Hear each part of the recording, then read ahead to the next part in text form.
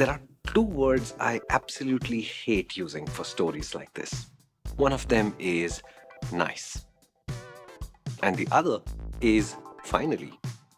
But for this Aerox 155, I'm going to make an exception because it is nice. And finally, it's nice all the way around. See, the Aerox has always been competent, fast, and fun. And now it's also become comfortable. And that means the issues that remain are known issues. It's a Southeast Asian scooter, so if you're a tall rider, you are going to find the space a little bit cramped. And there are a few things on this scooter whose quality just does not match the rest of the scooter. That's not changed. But this is such a special scooter to ride, and yes, it is an expensive scooter to buy. Price will come to at the end. That I think today, if you buy one of these, you will be happy. The Aerox appeared out of the blue in 2021. I'm still not sure why. But like rain on a hot day, it's welcome. I believe that India's chase of the family scooter, it's a little bit blind, it's a little bit lazy, and it certainly is greedy. I think MBA man's pie chart somehow got frozen in time, and now they can't see the wood for the trees. This is our first glimpse of a larger format, fast, highway-capable scooter. And a large and hopefully evolving scooter audience, Indian audience, they should be able to buy something like this. And now it's been given all the long overdue fine just the rear suspension for the 2025 model year. But it does make the Aerox a lot easier to recommend. And the other elements, they're still there. So we have that tuned version of the highly revered Yamaha 155cc engine with variable valve actuation. We have the 14-inch wheels, which give it so much stability and in the corners ability. And like all sports scooters worldwide, it has the tunnel on its floorboard. The reasons not to buy one, in fact, there aren't that many. Pillion comfort, overall practicality, and for the average scooter buyer, perhaps price.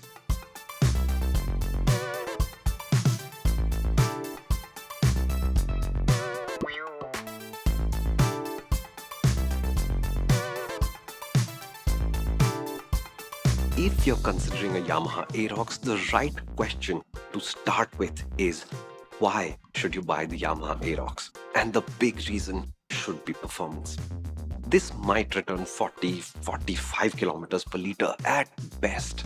And yeah, that's not unacceptable, but for a scooter, that's not great.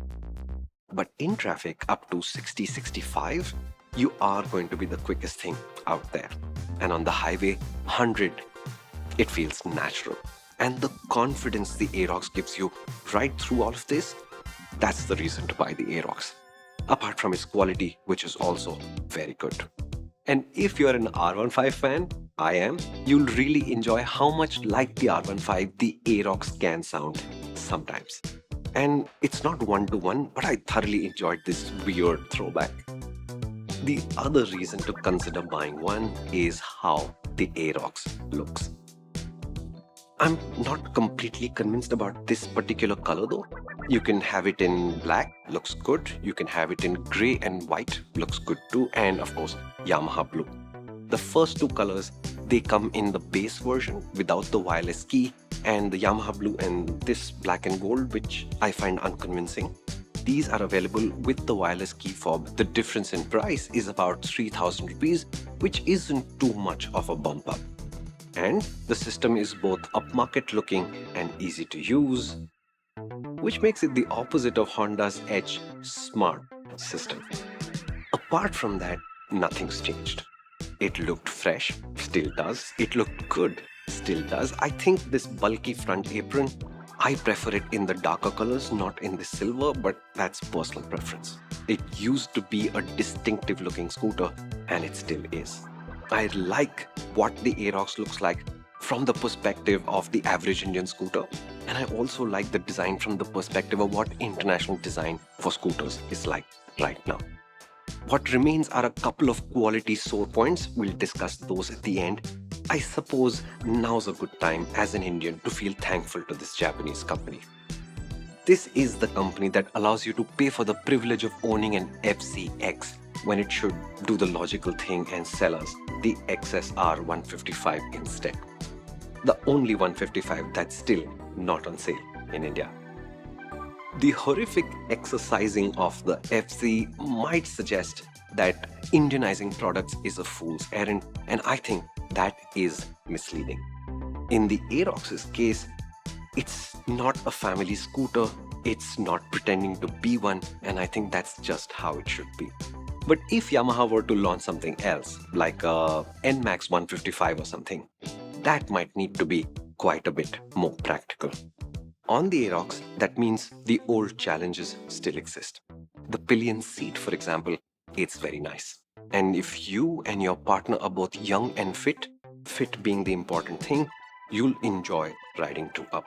But for older members of your family, they'll be able to walk up to the scooter, they'll be able to enjoy a ride with you, but climbing up into that seat, that's going to be a challenge.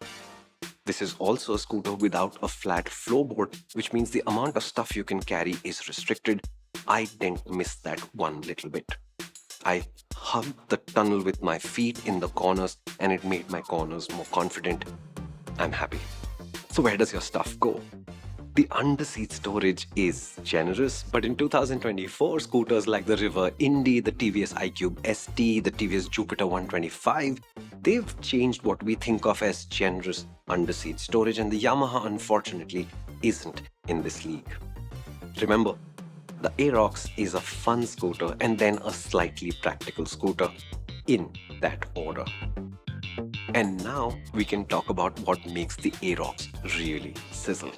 The big element here was always the 14-inch wheels, where the large diameter gives this scooter a lot of stability.